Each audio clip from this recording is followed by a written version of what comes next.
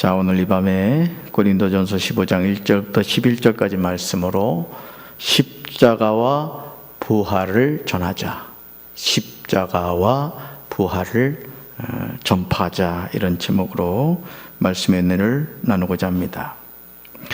사랑하는 성도 여러분, 예수님과 전혀 상관이 없던 여러분이 누군가를 통하여 예수님을 소개받은 후 그분을 영접하고 예수님을 여러분 인생의 구세주로 믿은 후 여러분의 삶은 어떻게 되셨습니까? 자, 내가 예수님을 믿기 전과 예수님을 믿은 후 내 삶이 어떻게 변화되었느냐라는 것입니다. 이것은 모태신앙도 적용되는 질문입니다. 내가 어머니 태중에서부터 교회를 다녔다고 할지라도 내가 그 예수님을 인격적으로 만난 이후 내 삶이 어떤 변화의 과정을 거쳤느냐 하는 것입니다.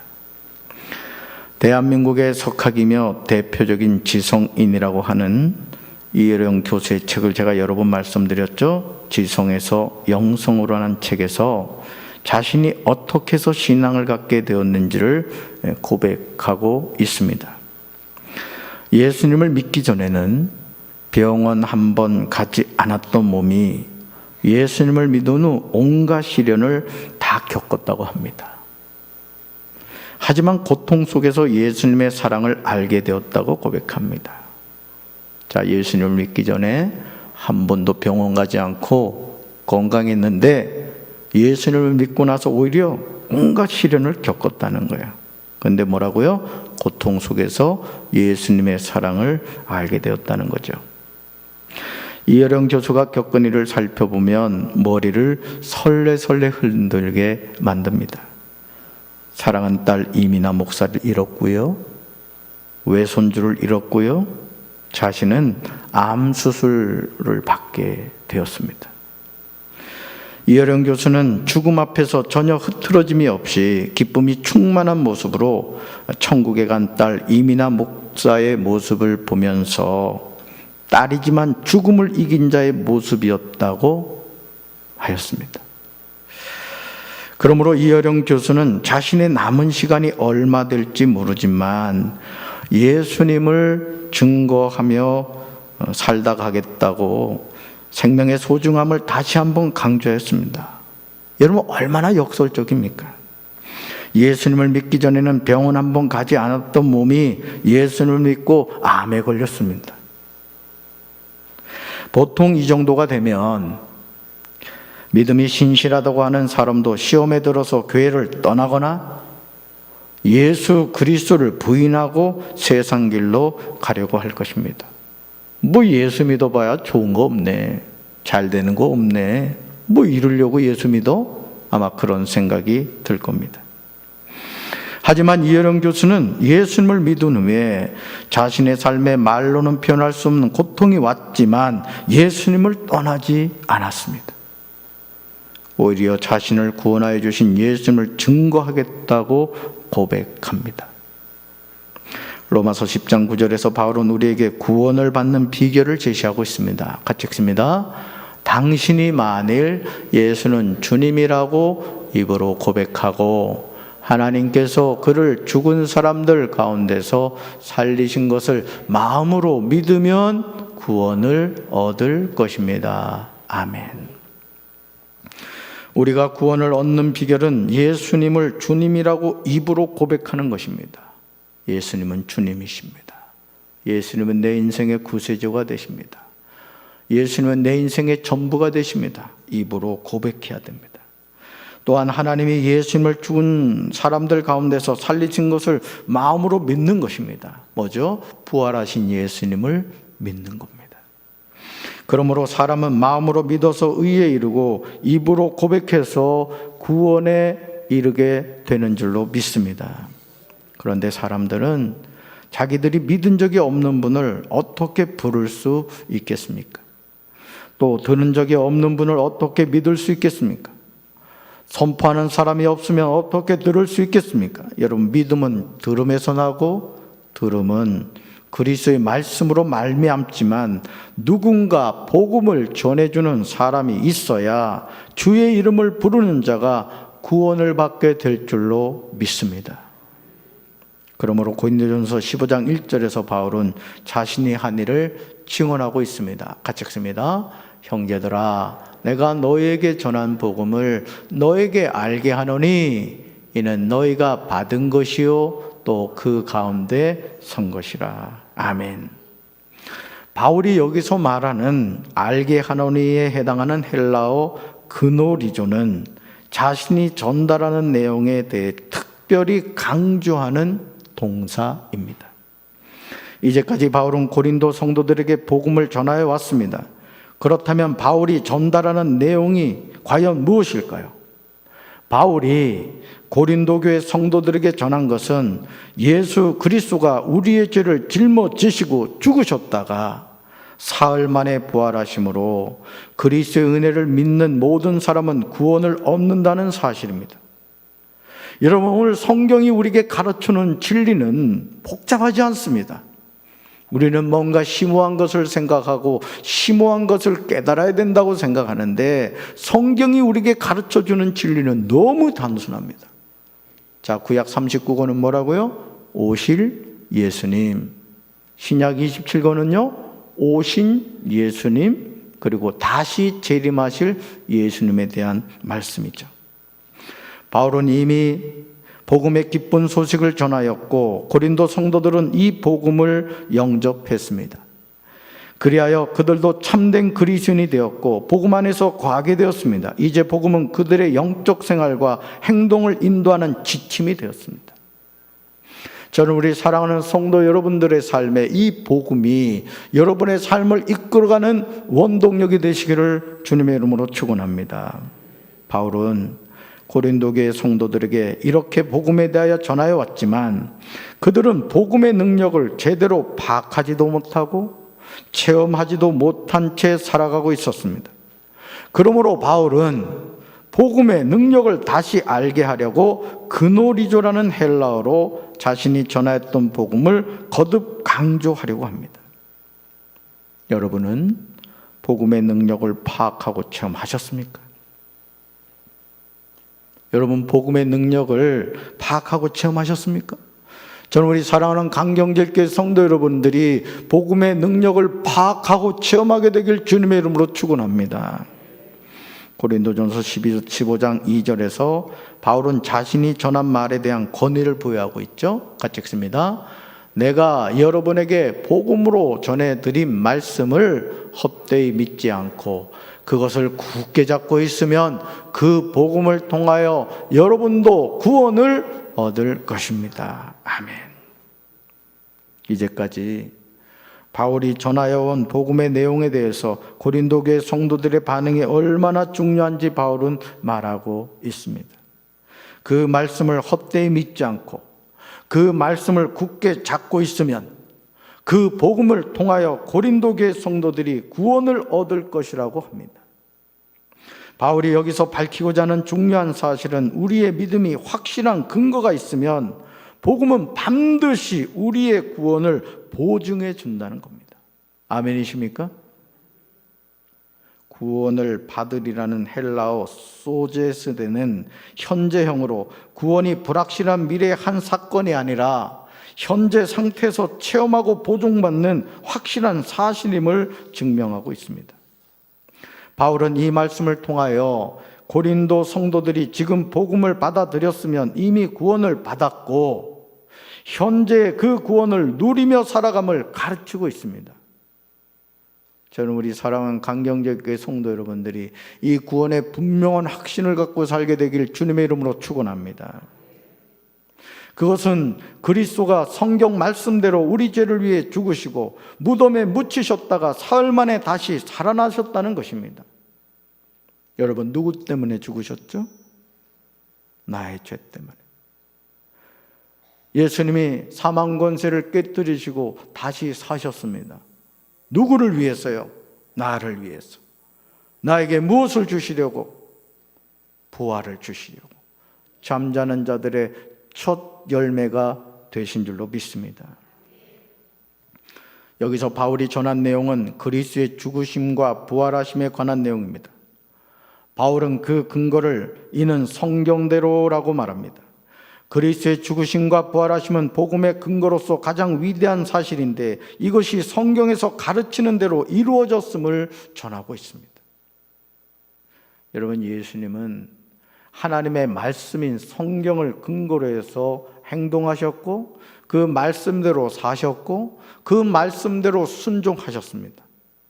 오늘 그렇기 때문에 우리는 이 성경 말씀을 통하여 하나님이 우리에게 무엇을 약속하셨고 그 약속을 어떻게 이루어 가시는지를 깨닫게 됩니다. 저는 우리 사랑하는 성도 여러분들이 이 성경 말씀을 가까이 하는 성도들 되기를 주님의 이름으로 축원합니다. 하나님은 지금도 우리에게 이 말씀을 통하여 하나님의 뜻을 전하고 있습니다.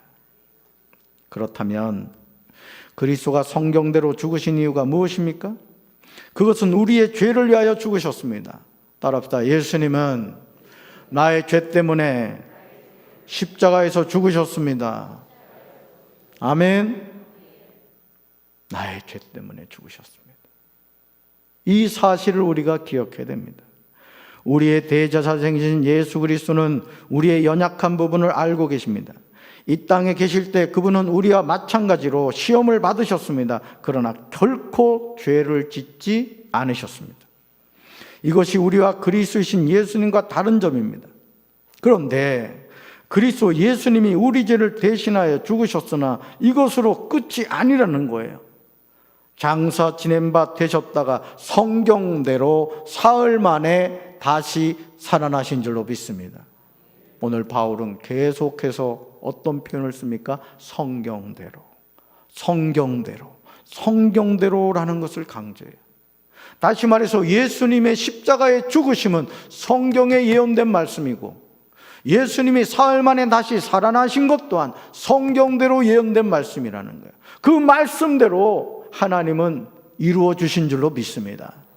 그래서 오늘 저와 여러분도 이 하나님의 말씀을 붙잡고 살아갈 때 성경대로 우리는 구원함을 받고 성경대로 우리가 이 육신의 장막을 벗었을 때 우리의 영혼은 하나님의 나라에서 깨어나게 될 줄로 믿습니다. 할렐루야.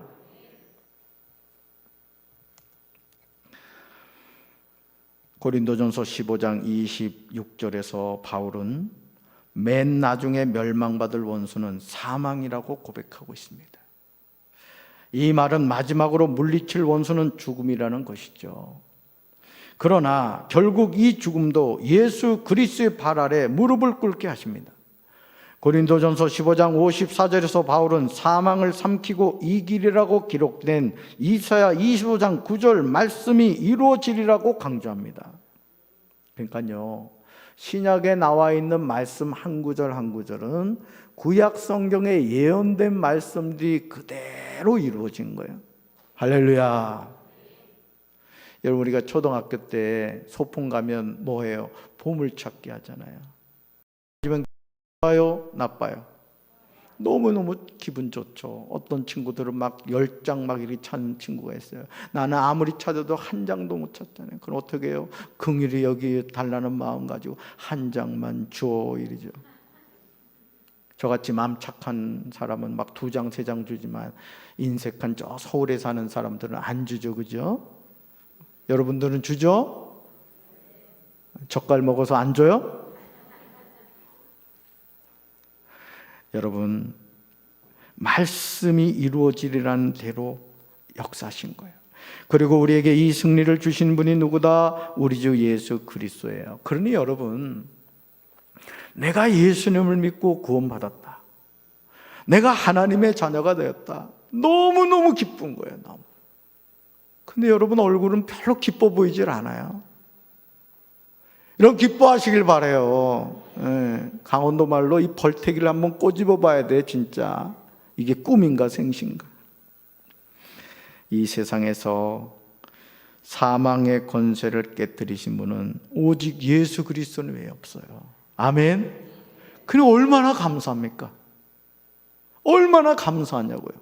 성경 구약 39권에서 그 수많은 예언자들이 예언했던 그 메시아 예수님을 내가 영접했고 그 예수님을 통해 죄사함 받았고 그 예수님을 통해 천국 백성이 되었어요.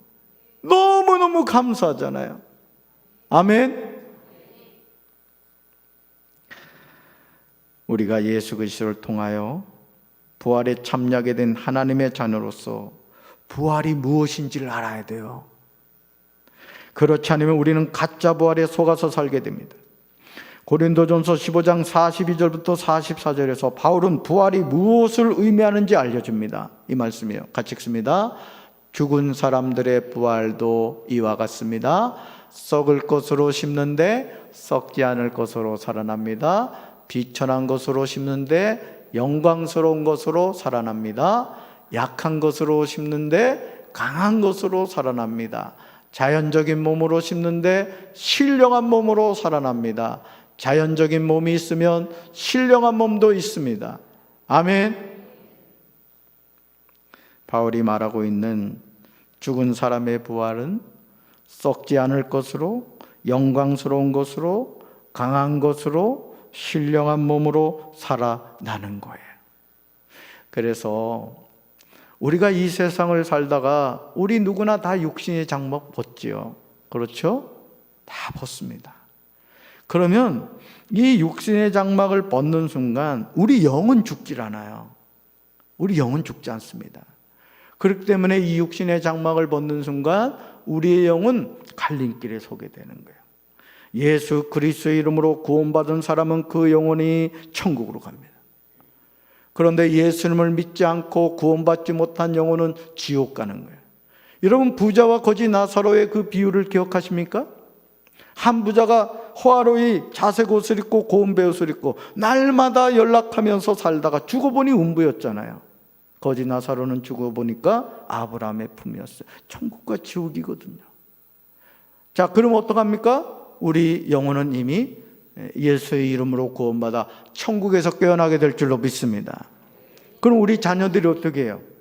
우리 남아있는 흙덩어리 이 몸을 가지고 어떤 자녀들은 흙에다가 갖다 매장을 하는 자녀가 있는가 하면 어떤 자녀는 화장장에 가서 홀라당 태워버린다고. 근데 전혀 그게 문제가 될 것이 없다는 거예요. 왜요? 예수님이 재림하시는 날 이 육체도 영광된 몸을 입고 다시 부활하게 될 줄로 믿습니다. 그러니까 땅에 묻히든 화장이 되든 그건 중요한 게 아니라는 거예요. 예수 이름을 통하여 죄사함 받고 우리 영혼이 구원받아야 될 줄로 믿습니다. 우리는 예수 그리스도를 통하여 죄사함을 받고 이 부활에 동참하게 된 거예요. 이것이 성경대로 이루어진 약속이에요. 그러니까 이 구원의 분명한 확신을 가지고 살아야 돼요. 옆에 있는 분하고 이렇게 한번 물어봅시다. 오늘 밤에 죽으면 천국에서 깨어날 믿음 있으십니까? 한번 물어봐요, 빨리. 옆을 안 바라보는 사람은 수상한 거야. 그리고 뭐라고 대답했는지 이따 저한테 알려주세요. 여러분, 이거 심각한 질문입니다. 우스갯소리인 것 같지만 저는 우리 사랑하는 성도 여러분들 이 밤에 이 구원의 확신을 분명히 갖게 되길 주님의 이름으로 축원합니다. 우리가 이 육신의 장막을 벗었을 때 목사님 저는 천국에서 분명히 깨어나요. 아니 장로님 뭔 근거요? 하고 제가 물으면 뭐라고 대답해야 돼요? 아 목사님 저는 예수 그리스도의 이름으로 죄 사함 받아 구원받았거든요. 이렇게 대답을 해야 되는 거예요. 할렐루야. 40년 교회 다녔어요. 이런 얘기하면 안 돼요. 예수 이름으로 죄 사함 받았기 때문에 나는 천국 백성입니다. 이렇게 대답해야 돼요. 근데 이것이 뭐라고요? 성경대로 이루어진 약속입니다. 그리스도의 죽으심은 성경 말씀의 성취에서 일어난 사건이지 결코 우연한 사건이 아닙니다. 바울은 그리스도의 죽으심과 부활하심이 하나님의 계획과 섭리 속에 이루어진 사실임을 강조하고 있습니다. 그리스도는 고난받는 종으로 이 땅에 오셨고 심지어 그의 백성들을 위해 죽기까지 하셨습니다. 이것은 성경대로 이루어진 사실이에요. 죄가 전혀 없으신 예수님이 우리 죄 때문에 십자가에 못 박혀 죽으시고 사흘 동안 무덤에 누우셨다가 부활하신 사실을 공간복음에서 저자들은 한결같이 증거하고 있어요. 마태복음 28장 1절, 마가복음 16장 2절, 누가복음 24장 1절과 7절에서 예수님 다시 살아나셨다는 사실을 증언하고 있습니다. 저는 우리 사랑하는 성도들이 이 생명의 말씀을 통하여 예수님 다시 살아나신 것을 분명히 아멘으로 대답할 수 있게 되길 주님의 이름으로 축원합니다. 예수 그리스도가 사흘 만에 다시 살아나사에서 바울이 지금껏 써오던 과거 시제를 사용하지 않고 완료 수동태 직설법으로 표현했습니다. 먼저 바울이 수동태로 기록한 것은 그리스도의 부활하심이 성부 하나님의 능력에 의한 것임을 보여주기 위한 거예요. 여러분, 수동태라는 게 뭐예요? 내 힘으로 할 수 없는 거거든요. 여러분, 예수님의 부활은 하나님이 행하신 일인 줄로 믿습니다. 우리도 마찬가지예요. 우리를 사망 권세에서 다시 깨어나게 하신 분은 좋으신 하나님이신 줄로 믿습니다. 그래서 우리가 이런 복음성가 부르죠. 좋으신 하나님, 좋으신 하나님, 참 좋으신 나의 하나님. 아멘. 제가 키를 너무 낮춰가지고 여러분, 하나님 좋으신 분인 줄로 믿습니다. 할렐루야. 다시 말해서 성부 하나님이 부활의 주체가 되시며 부활하신 성자 예수님은 죽기까지 복종하심으로 아버지와 함께 부활의 영광에 동참하게 되셨음을 보여주는 거예요. 그러니 여러분, 예수님이 십자가에서 그 못 박혀 돌아가시면서 여러분 뭐라고 고백하시죠? 아버지요, 내 영혼을 아버지의 손에 맡깁니다. 이렇게 고백하잖아요. 여러분, 우리도 마찬가지입니다. 이 육신의 생명이 나는 그때 얘야 이 아버지를 좀 살려달라, 얘야 이 어미를 좀 살려달라 이러면서 죽으면 안 되는 거예요. 한번 두 손 들어봐. 이렇게 따라 봅시다. 아버지, 내 영혼을 아버지께 맡깁니다. 받아주옵소서. 아멘. 그리고 꼴깍 이렇게 죽으셔야 돼요. 그렇다 또 꼴깍 소리 내지 마시고. 우리 영혼은 누구한테 맡게 된다고요? 아버지 하나님께. 근데 이런 분들이 있대요. 야, 너 누구냐? 이런 분이 있대요. 평소 하나님하고 친밀하지 않은 사람은 야, 나 너 모르는데 왜 나 아버지라 부르냐? 하나님이 그러신대요. 아, 우리 강경제일교 성도들 말고 저 서울 사는 사람들 그렇다네요. 자, 다음으로 그리스도의 부활을 현재 완료로 기록한 것은 부활이 과거에 일어난 단 이례적 사건으로 그치는 것이 아니라 현재까지 계속 부활하신 몸으로 역사심을 보여줍니다. 여러분, 현재 완료라는 이 시제의 개념은 뭐예요? 과거에서부터 현재 바로 이 순간까지 계속 이어져 온다는 거예요. 그러니까 여러분, 예수님의 이 부활의 역사는 과거의 사건이 아니라는 거예요. 오늘 내 삶에도 여전히 부활하신 그 예수님이 나와 함께 하시는 줄로 믿습니다. 다시 말해서 부활 사건의 영속적인 결과를 강조해서 보여주는 것입니다. 그런데 예수님이 십자가에서 우리의 죄를 대신 짊어지시고 못 박혀 죽으심으로 과거와 현재와 미래의 모든 죄에 대하여 사함을 받았습니다. 여러분, 예수님의 죄 사함은 나의 과거에 지은 죄 문제만이 아닙니다. 현재 죄 문제도 해결해 주셨고, 우리가 앞으로 원하든 원하지 않든 지은 죄조차도 예수님이 이미 2000년 전 갈보리 십자가에서 다 해결해 주신 줄로 믿습니다.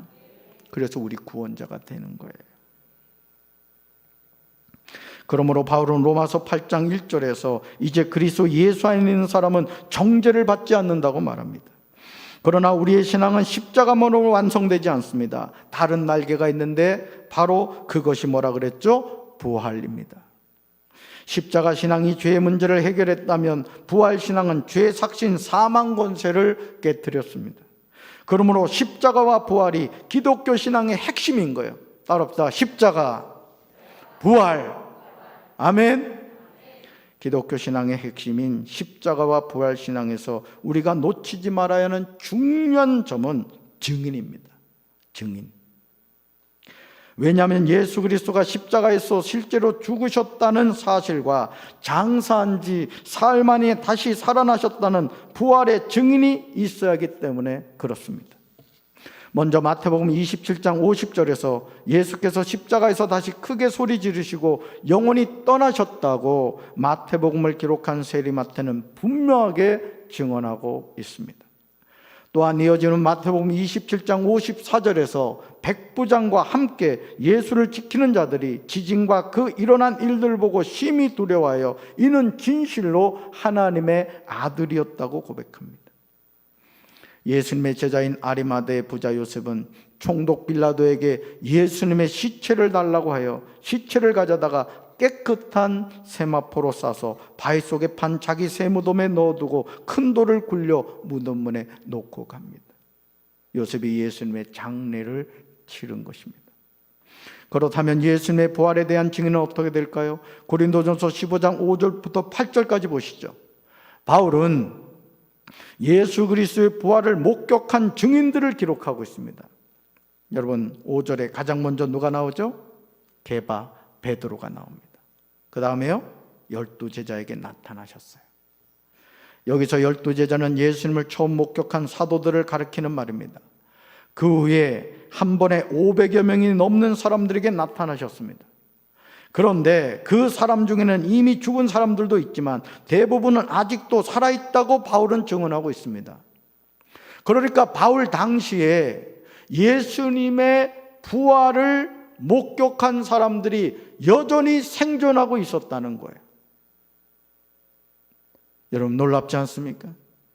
저는 이 부활하신 예수님을 우리 사랑하는 강경제일교회 성도들도 만나게 되시길 주님의 이름으로 축원합니다. 예수 그리스도는 그 후에 야고보에게 나타나셨고 나중에는 모든 사도 앞에 나타나셨습니다. 여기서 야고보는 요한의 형제가 아니라 주의 형제 야고보를 말합니다. 그리고 모든 사도는 예수님의 12사도는 물론이고 바나바와 실라와 같은 다른 사도들을 가리킵니다. 왜냐하면 이미 5절에서 12사도에 대한 언급이 따로 있었기 때문입니다. 사랑하는 성도 여러분, 예수 그리스도의 부활을 목격한 증인들을 주목해 보시기 바라요. 누가 나오죠? 게바, 또요 12제자, 또요 500여 형제, 또요 야고보, 또요 모든 사도예요. 근데 이것으로 끝이 아니에요. 고린도전서 15장 8절에서 바울은 감격스러운 고백을 합니다. 자, 같이 읽습니다. 맨 나중에 만삭되지 못하여 난 자 같은 내게도 보이셨느니라. 아멘. 따라합시다. 내게도 보이셨느니라. 저와 여러분이 이 말씀에 포함되길 주님의 이름으로 축원합니다. 바울은 맨 나중에 다리 차지 못하여 난 자 같은 나에게도 나타나셨다고 고백합니다. 이것은 바울 자신을 유산된 자와 같이 무가치한 존재로 표현하고 있음을 보게 됩니다. 그러므로 바울은 자신을 모든 사도 중에 가장 작은 사람이라고 합니다. 왜냐하면 바울이 과거에 하나님의 교회를 핍박했던 사람이기 때문에 자신이 사도라고 불릴 자격이 없다는 것이죠. 바울이 하나님의 교회를 핍박한 것이 비록 과거일지라도 현재 그 과거의 사건을 생생하게 기억하며 하나님 앞에 회개하고 있음을 보게 됩니다.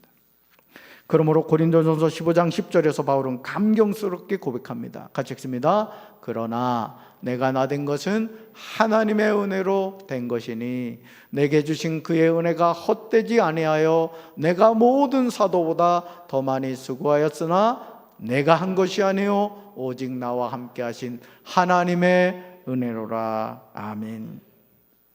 바울은 예수님을 알기 전에 하나님의 교회를 박혀던 사람이었어요. 그런데 지금은 세 가지로 변화가 되었죠. 먼저 구원받은 자가 되었습니다. 저는 우리 사랑하는 강경제일교회 성도들 가운데 한 사람도 구원받지 않는 영혼이 없게 되길 주님의 이름으로 축원합니다. 다 구원받게 되시길 주님의 이름으로 축원합니다. 어떻게 구원을 받아요? 마음으로 믿어 의에 이르고 입으로 시인하여 구원에 이르는 줄로 믿습니다. 예수님을 마음으로 받아들이셔야 돼요.